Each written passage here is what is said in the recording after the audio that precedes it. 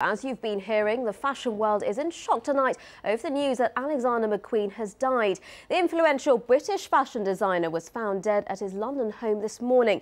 Police say they're not treating the 40-year-old's death as suspicious. Well, our correspondent Sophie Hutchinson is at Alexander McQueen's business headquarters in central London for us. Sophie, what's been the reaction over there?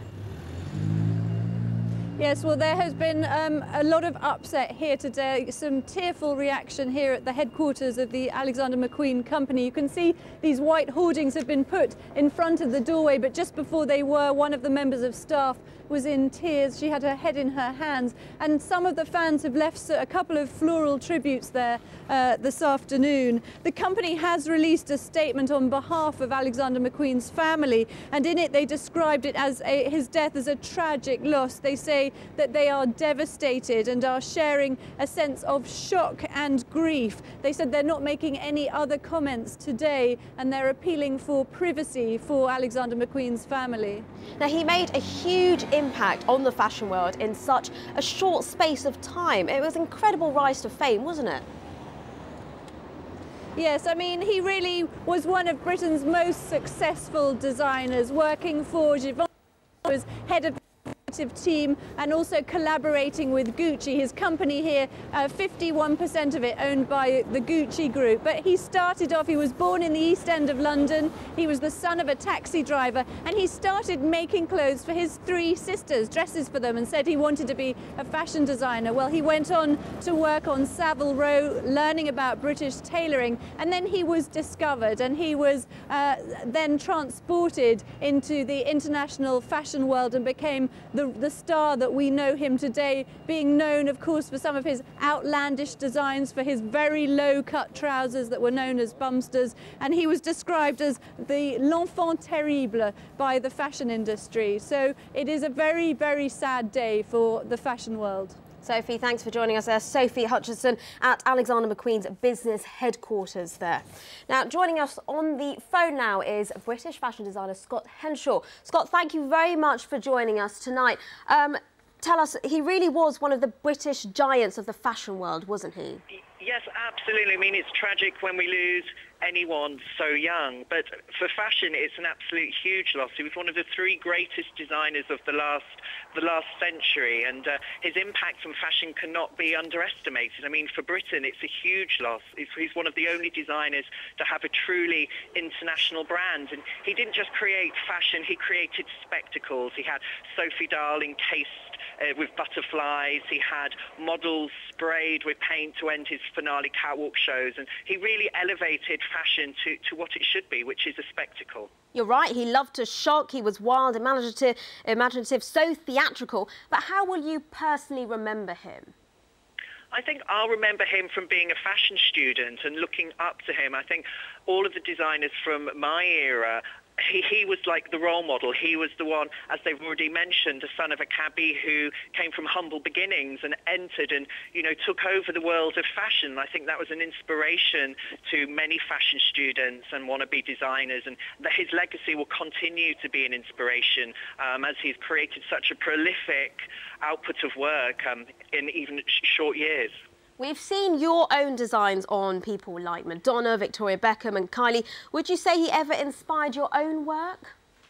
I think he didn't inspire necessarily my design philosophy, but he inspired many a designer, including myself, to make you realise that you could actually go out and achieve your dreams. And with his work, he certainly achieved his dreams and surpassed with his workload more than anyone could possibly want in an entire career, and I think that's what should be celebrated. An amazing craftsman, technically created beautiful shows, and that's what people should celebrate the work of a genius. Scott, thank you very much for joining us. Scott Henshall there, the British fashion designer.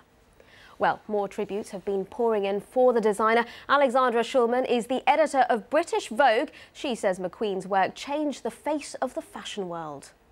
He was important because he was someone who wasn't afraid to push at the boundaries of everything that we know and expect in fashion, but to an end that actually had some reality in our lives. I mean, he was a person that brought back the idea of kind of very, very sharp tailoring. he really influenced the kind of hipster jeans with which, you know, everybody wore for like 10 years. He was a huge force in the development of the kind of digital technology in fashion. That was one of the things, I think, where he was so relevant, was that he always wanted to investigate the new and not just play around with the old and the accepted. British Vogue editor Alexander McQueen there. Well, with the nickname of the hooligan of English fashion, how did his work translate from the catwalk to the fashion magazines? We can talk now to Ailey McCaskill, editor of InStyle magazine. Thank you very much for joining us on this very sad occasion. Next week is London Fashion Week, isn't it? He'll be sorely missed, won't he?